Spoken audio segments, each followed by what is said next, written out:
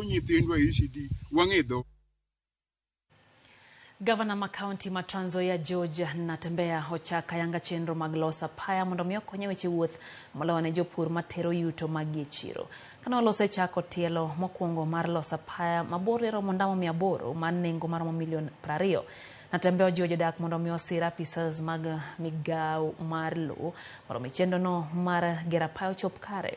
Osira lwedo kod jotend kaunti mabende osingo tiyo kanyakla kod jodak e chenro makamano.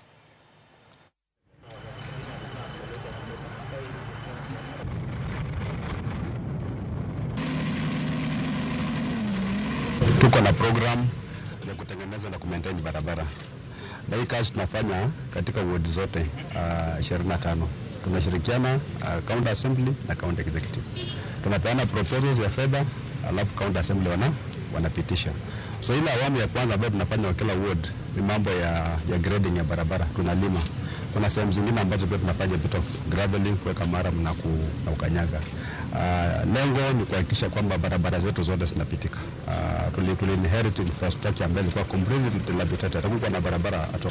Kwanza tungependa kumshukuru governor through the county government of Trans Nzoia for launching this project, kwa sababu sisi tunajua kwamba accessibility is a key factor as far as production is concerned. Na hapa Trans Nzoia ni wakulima, kwa hivyo wakati tunatengeneza barabara hizi hali ya uchumi yetu inaenda kuimarika, kwa sababu tutaweza kupitiza mifugo zetu na pia mimea yetu kutoka mashinani kuja hadi